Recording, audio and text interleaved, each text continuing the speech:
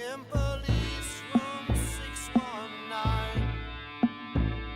Oh, because, because, because, oh, because, because,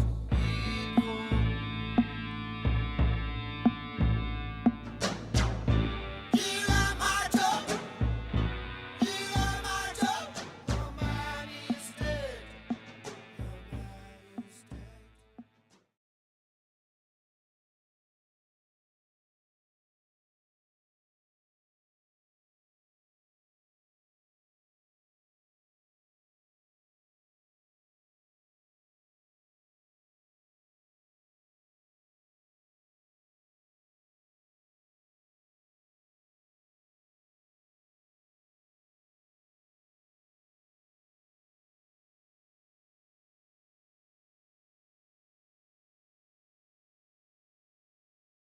dead. The rugby movement, I recall as being When I maybe read that one there of my was going to be a biggest and protest first march, I decided that protests would be that I something I would like to go This to. was attended to. this And is my daughter 1981. Meg at the So time was 13 1981. years So old. you were So how old? I'm My daughter 13 Meg years being my old, mother. and my And mother so, asked me we if decided to I go to wanted the to join protest her, march. and it was, And my it was a memory very of it impressionable is night. that it was And when we pouring got rain, to the stadium, and we marched a long where ways, the event probably was, 2 miles I from recall downtown Albany we to all where had the to stadium was cross where they arms played and the game. link like a human somebody chain made the to comment prevent that people raining from is going okay. into the event. And as a 13-year-old, that's extremely impressionable and powerful, and I believe that it gave me a lot to think about as a kid and moving forward. The reason I got involved is I was working in an alternative high school in Albany, New York, where my students were probably 95% black students. And I wanted to get involved in some organization that was helping to do away with racism in the United States in different areas. And I joined the local NAACP, and they weren't doing a whole lot. And then I read that this group that did the march against the rugby team was going to hold a meeting, and they also had heard that the Ku Klux Klan was coming to Albany.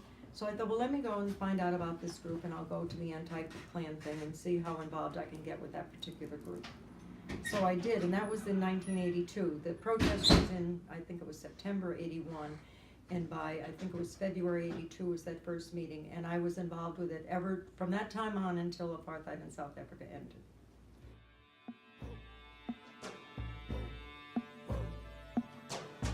When I try and sleep at night, I can only dream in. Well, it was not particularly supportive of the anti-apartheid movement, and in some regards it was really totally opposed to it. Ronald Reagan was the president of the United States during that period of time.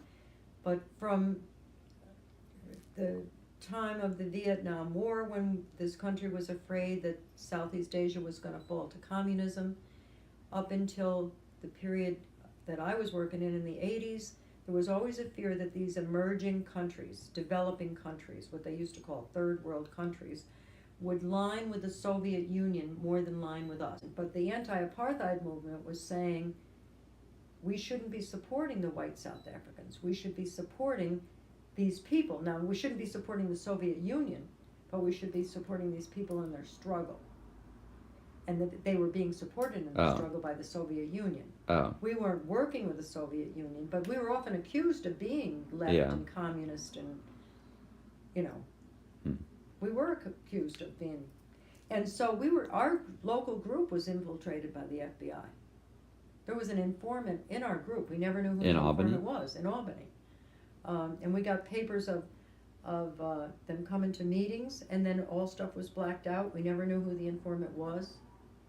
You know, so there was all kinds of stuff going on. Who knows? Communist. Communist.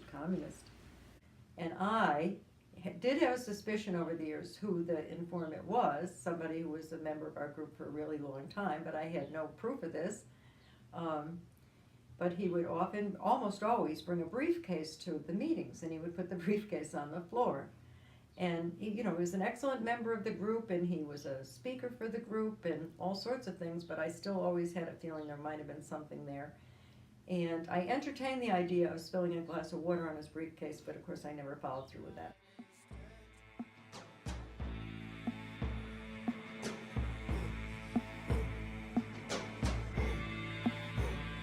the eyes of the world are watching now. In 1992, I went on a trip to southern Africa where I went to Mozambique, Zimbabwe, Namibia, and South Africa. And at the time, the reason I got to go there was a man from Chicago named Prexy Nesbitt, and he knew lots of people in southern Africa. We went to Mozambique, and that was probably the most memorable one-time experience of the whole wonderful 12 or 13 years that I was doing this work, because he knew people in Mozambique. One of the things we did is we went to visit Graça Machel. Graça Machel was the widow of Samora Machel, who'd been the president of Mozambique, and his plane had been shot down, they figure, by the white South African government, because they didn't want Mozambique to become a free and independent country on their border. And Graça Machel, so she was the widow of Samora Machel. She was living in sort of a government housing on the Indian Ocean, and Samora Machel knew Prexy Nesbitt. Graça Machel knew Prexy Nesbitt. So Graça invited us for tea.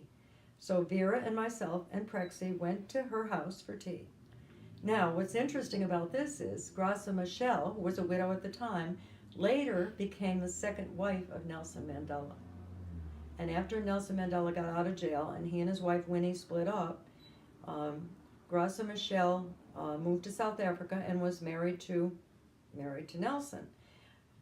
When she was in Mozambique, she was working to repatriate boy soldiers. You hear about these boy soldiers today in lots of countries who are kidnapped by Boko Haram or different groups. The white government of South Africa was working in Mozambique, kidnapping boys in villages to fight against the liberation struggle in Mozambique. And we got to go with Prexy. There was a Methodist minister there who was teaching young Mozambicans to become ministers, and they had a guest house. We went to the guest house, and they brought in 5 boys who were in age from maybe 8 to 15. They were ragged, they were barefoot, dirty, they were wearing army fatigues, and they told us what had happened to them. And all of them said they had killed people. The one boy said, and this is what Graça had told us, that these kids couldn't go home again because the villages they'd been taken from, they'd seen their mothers raped, the huts were burned down, and so the villages were afraid if these boys came back, that would happen to them again. So the boys were sort of just left out there. They were terrified. And one question I had, the oldest boy was pretty cool. He had like a not silver, but like a metal bracelet on, and he's the only one who had shoes. And I said to him, "Weren't you ever afraid?" And he said, "No, I was never afraid, because these white people who came, they would cut a line in our leg with a razor blade, and they would put powder in it, and then that meant nobody could kill us because we became invincible due to this powder." And that was just a horrifying story.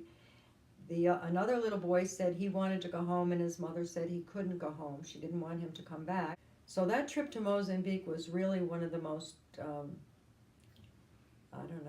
life-changing, enlightening trips. I also went as a representative. I was a teacher. I'm a retired teacher, and I had a letter from the New York State United Teachers introducing me to the union leaders in Mozambique. And we went to a school, and the school had 800 students, 8 teachers, and they taught underneath the trees, and the kids sat on the ground. The building had been bombed out. And one of the things I did, you can't promise to do very much, but we said we would try to get them movable blackboards. And when I came back, in my school, we raised $2,000, and I sent it to one of the Methodist ministers, to buy blackboards for this particular school. After going to Namibia, I knew about Namibia. It had been called Southwest Africa until it got its independence from South Africa, and then they changed their name, and they made English their official language, so they were looking for teachers. And I applied for a Fulbright teacher exchange program in Namibia, and I got it. So in '96, I actually got to go and teach school in Namibia. This poster, which was up in my attic with about a gazillion other things, and I had almost forgotten about it, was a poster that we used for a lobby day at the New York State Legislature.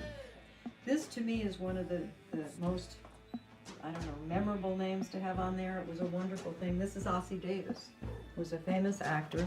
He and his wife, Ruby Dee, had been really involved in the anti-apartheid movement, and he died a few years ago, but he was a wonderful person who gave of his time and his money to the anti-apartheid movement.